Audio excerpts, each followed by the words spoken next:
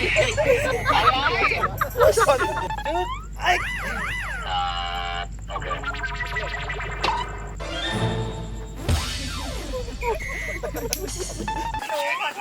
อาเลยครับโอเคมาเดี๋ยวจริงเด้อ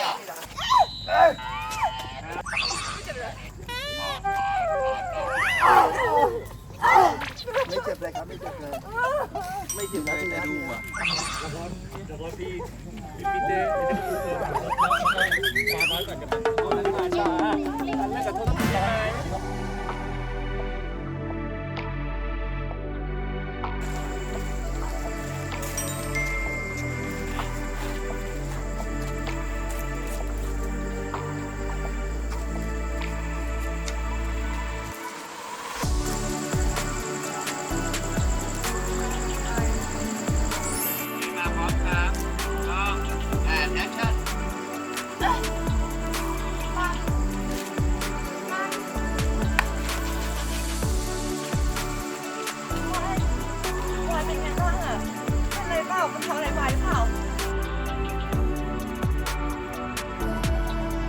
ความรู้สึกอะมันไม่ทันกับบทที่ปิงพูดไปเพราะนั้นปิงค่อยๆเล่นที่พี่ตัดได้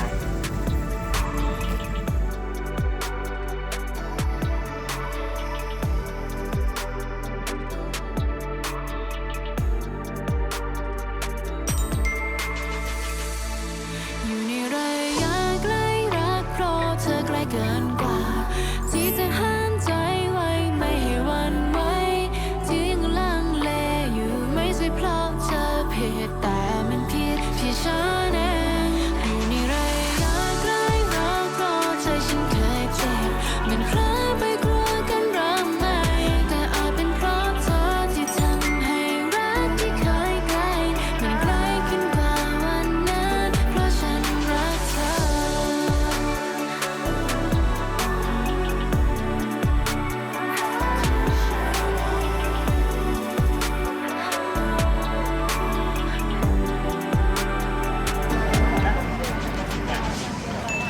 โอ้ยนี่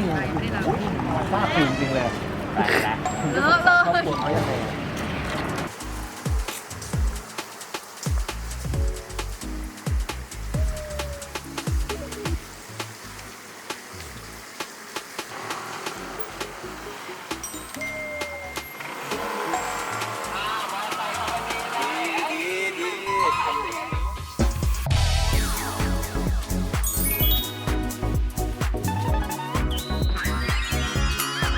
โชว์ของเราวันนี้ บัวไหมพี่เนี้ยก็แล้วพี่มาก่อน สาวว่านะเนี่ย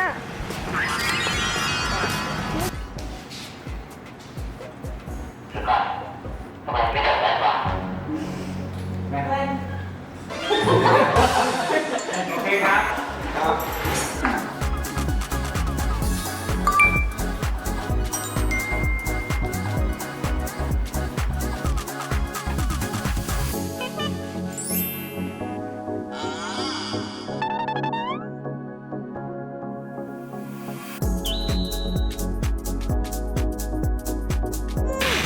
หนึ่งเรื่องมีกี่สีคะ 7 วันจะ4 จำไม่ได้ก็จำไม่ได้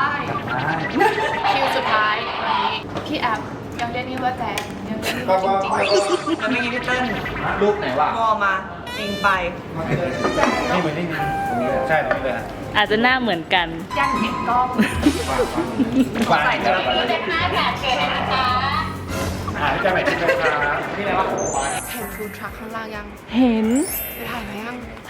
กินยัง ยังรอเจ้าภาพเปิด ก่อน 4 คันน่ะ อันนี้คือรอกินฟู้ดทักเหรอคะ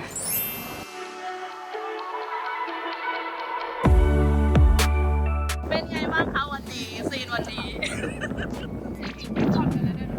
แล้วพรุ่งนี้ต้องกลับไปถ่ายในออฟฟิศ พวกพี่หน้าแดงไง ไม่แน่นะ แต่ว่าบรรยากาศ ดีเท่าคนข้างๆปะ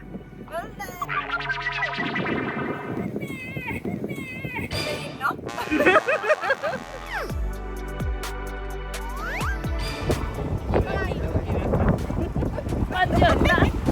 ขอโทษ เป็นสับปะรดอ่ะมาห่ออันนี้ชื่อนี้จริง ๆเขาไม่ตั้งอันนี้ชื่อนี้จริงๆ แล้วแซงว่ากุ้งคืออะไรคะ เป็นกุ้งบอลแต่แจ้งว่าเป็นกุ้งแต่จริงๆแล้วไม่ใช่กุ้งน้องอะนั่งคุยกันเรื่องแบบซีนดราม่าซีนสดใสใช่ปะน้องบอกว่าซีนที่นี่ทักชีสอย่างเงี้ยแบบเฮ้ยชีสน้องบอกน้องเล่นไม่ได้น้องเหนื่อยน้องขัดดราม่าน้องสดใสแล้วน้องเหนื่อย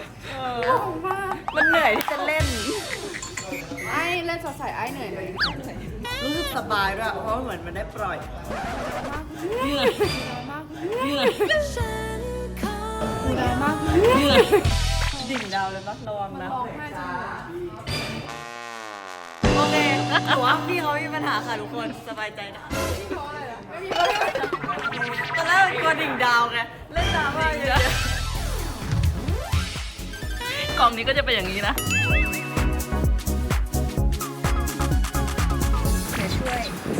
ไม่ไปถึงเนี่ยช่วย อุ้ยขอบคุณค่ะ ทำงานเป็นทีมไง ถ้าเธอรู้งั้นรักกันเลยได้ไหม Don't wanna say la la la love you but I จะก็มันแพ้เสียงในหัวใจ Don't wanna say la la la love you เอ๊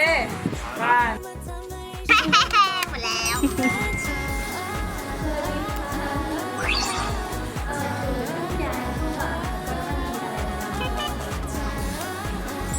มองก็มีนะ1 2 3 1 2 3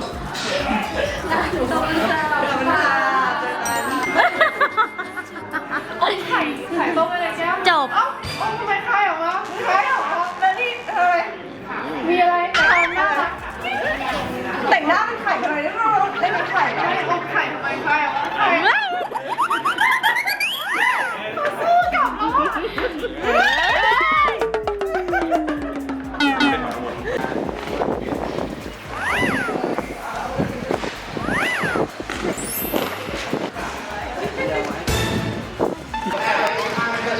ทีมสองมีใครบ้างอะ นี่แจน ไม่ใช่จริงแจน จริง ใช่ แต่ว่าอันนี้ วิดีโอนะ เอา พอทำหน้าดีๆแล้วก็เป็นวิดีโอ เฮ้ย หูอะรีบถ่ายเถอะเราจะทำนี่ฉากนี้ทำอะไร เดี๋ยวจังหวะนั้นน่ะจะขึ้นเพลงให้ เพลงอะไรเขินอ่ะแจนเขาเขินเพราะอะไรจริงแจนเขินเพราะอะไรแจนเขินเพราะอะไร อะไรหรือว่าอะไร เธอชอบฉัน หรือว่าเขาเขินหนู ใช่แม่หูมันแดงป่ะแม่ดูดิหัวเธออีกเธอหน้าแดงมากเลยจริงๆเดี๋ยวถ่ายไว้ให้ดูแจนเธอหน้าแดงมากเลยเธอถ่ายไว้ไปไงไปเนี่ยไปเลยแจน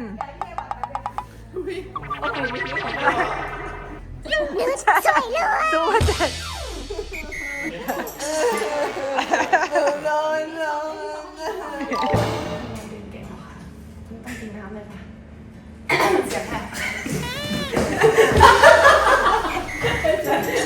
คนรันดึงเก่งเหรอคะถึงต้องไม่ติดห้องนั่นเอง ก็นิดนึงนะคะ อย่างน้อยก็น่าจะเก่งกว่าคุณหวาย ใครจะไปถึงเก่งเท่าคุณรันล่ะคะเข้าสังคมก็เก่งสวยก็สวยดูสิขนาดทำหน้างงยังน่ารักเลยอ่ะ วายคุณวายน่าจะเมามากเลยนะคะ เดี๋ยวรันเรียกแท็กซี่ให้ดีกว่าเห็นคุณบอกว่าคุณไม่ได้เมาว่าไง ถึงไม่ได้มองมากก็ทำแบบนี้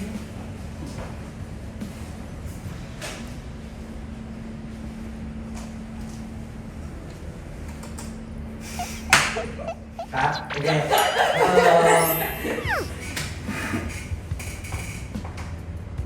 จริงด้วยค่ะ คุณรันอะเห็นว่าเก่งเข้าของผมก็เก่งดูดิทำหน้างงสวยเลยอ่ะ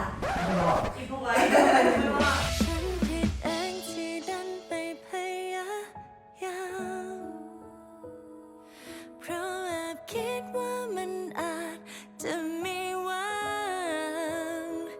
อยากมีแค่เธอกับฉันตลอดไปก็เท่านั้นแต่สุดท้ายก็แค่ฝันข้างเดียวมันคงเป็นไปไม่ได้ใช่ไหมแม้ฉันทำทุกอย่าง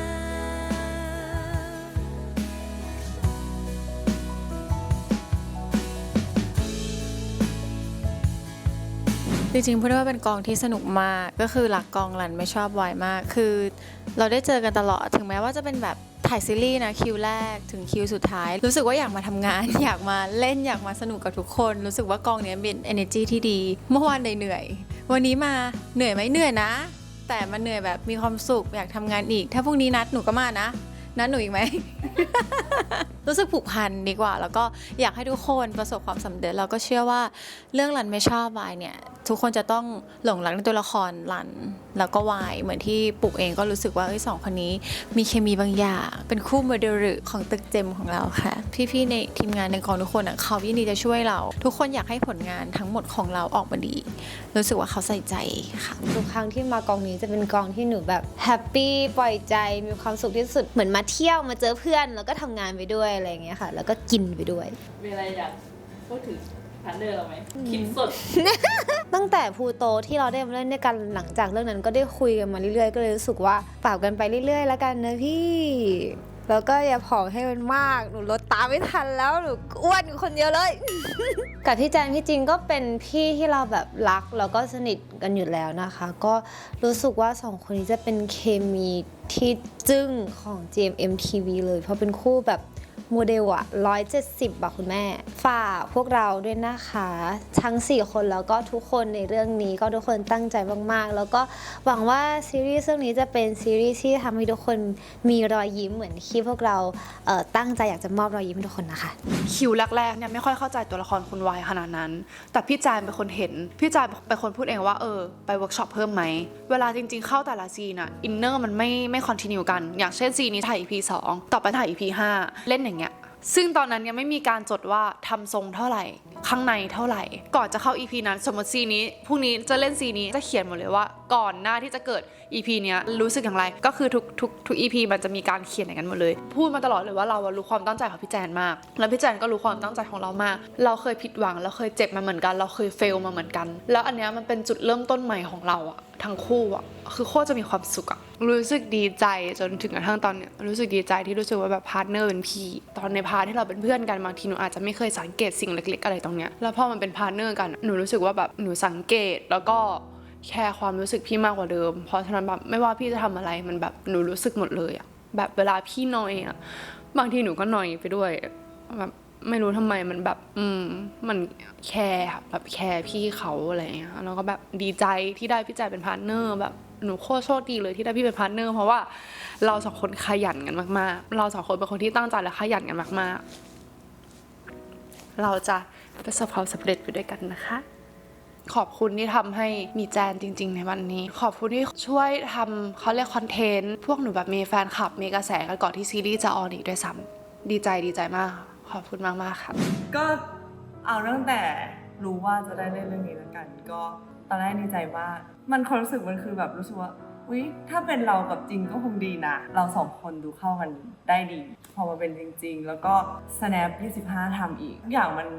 ดีไปหมดเลยอะสนุกตั้งแต่วันแรกไม่รู้ว่าทุกครั้งที่เวิร์กช็อปหรือทำอะไรอะสำหรับเรื่องนี้ในกองนี้อย่างเงี้ยมันแบบมันสนุกไปหมดเลยอะมันไม่มีอะไรที่รู้สึกยากหรือว่าไม่อยากทำหรือว่ารู้สึกแบบจะดีหรออะไรแบบเนี้ยทุกอย่าง